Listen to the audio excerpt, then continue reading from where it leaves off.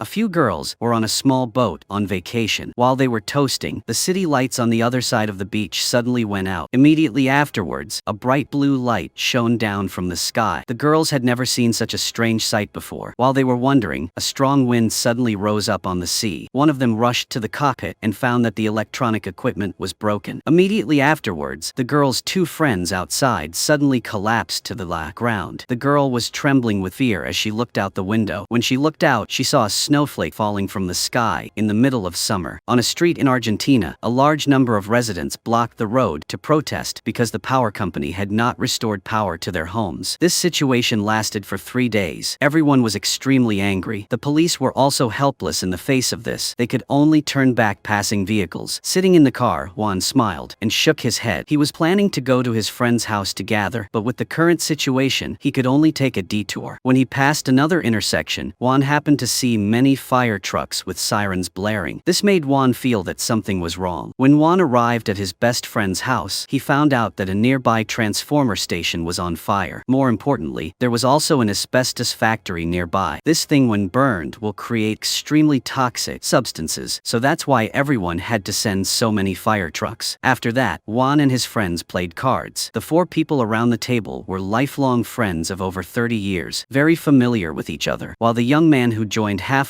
seemed somewhat isolated, he looked around. He even found a gas mask that the homeowner had hidden. Everyone was having fun when the lights on the ceiling suddenly went out. They were surprised because there might be a power outage there too. However, what was even more strange was that everyone's cell phones had automatically turned off. Loud noises were constantly coming from outside the house. At this moment, the female homeowner ran downstairs. She looked out the window and saw the garage guard suddenly fall down. The male homeowner was preparing to go out and see, but Juan discovered something unusual. Outside the window, there were many small particles floating around, like falling snow, but it was clearly summer now. The homeowner suddenly remembered the news from earlier. He guessed that it might be asbestos ash from the transformer station fire. Perhaps the garage guard had been poisoned by inhaling asbestos. Now no one dared to risk going out to save people. Suddenly, a car lost control and crashed into the curb. Everyone was worried at this moment. They guessed that something bad was about to happen. They wanted to call their relatives to ask about the situation. Unfortunately, all the cell phones were turned off. Even the landline phone couldn't be used. Fortunately, the landlord was calm and knew what they should do. He told everyone to close all the doors and windows and absolutely do not let toxic particles fly in. Juan put his hand on the window and felt the cold in his palm. It turned out that it was really snowing outside. They had never encountered such a situation before. It was already surprising enough that it snowed in the summer, but this time, the snowflakes also carried extremely strong toxins. Russo was worried, and the more he thought about it, the more confused he became. He was very worried about the safety of his family. Then, Russo found a coat and covered it over his head. Despite everyone's dissuasion, he still insisted on going out. Everyone looked out the window nervously. They only saw that Russo had not taken a few steps before collapsing to the ground. Everyone witnessed the destructive power of the snowfall with their own eyes. Everyone was completely unable to calm down. It took a while for them to accept the fact that a disaster had struck. The entire city was gradually covered in a layer of white snow. There was no doubt that everyone walking on the street had met with an accident. Suddenly, a continuous knocking sound came from the basement. Everyone took out their oil lamps and went down to check. It turned out that someone was calling for help outside the door. The landlord said that this door led straight to the garage. Normally, they didn't use it much, and they couldn't even find the key. Everyone discussed for a while. Then they finally decided to break the door to save the person. The woman who came in was a delivery person. Her bicycle had broken down earlier. She was going to go into the garage to get it fixed before leaving. As a result, she saw the garage guard collapsed in the snow. After hearing this, Juan came up with a plan. He went straight to the wooden door. Then he went through a small path to the parking lot. Juan's car was parked not far away. However, the car key was left in the security room. The middle section of the road was snowy because the roof was broken. The landlord advised him not to take the risk, but Juan thought of the delivery girl. She was wearing a raincoat. Juan said that as long as the snow didn't touch her skin, it would be fine. Juan was also worried about his family's safety, so he decided to take the risk and try it. With the help of several people, the truck was pushed to the door door of the security room. Juan sat in the driver's seat and brought out an iron ladder. He covered his head with a plastic bag. Then he successfully followed the ladder into the security room. Juan took out all his keys and his best friends. Everyone breathed a sigh of relief. After all, no one wanted to be stuck in someone else's house when such a big disaster happened. But when Juan inserted the key to start the engine, he found that the car had no response. Only then did everyone realize that the power outage and phone shutdown were not accidental. The city must have been hit by a large-scale electromagnetic attack that caused all electronic devices to fail. It seemed that the situation was more serious than they thought, because the only thing that could create such a huge destructive force besides a solar storm was an atomic bomb explosion. At this time, the homeowner saw the lights on in the house across the street. An old man was standing by the window. He was very worried that the other party would open the window, so he tried his best to signal to remind them, but the result was the opposite. His actions aroused the other party's curiosity. The old man opened the window in confusion and died instantly. Not long after, his wife came running because she was worried about her husband. As a result, both of them died in the snowstorm. Looking at the sky gradually brightening, Juan's face became more and more worried because his daughter had the habit of jogging in the morning. Thinking of this, Juan planned to go home immediately. His close friends naturally could not let him go to his death. Seeing Juan's determined attitude, the landlord prepared to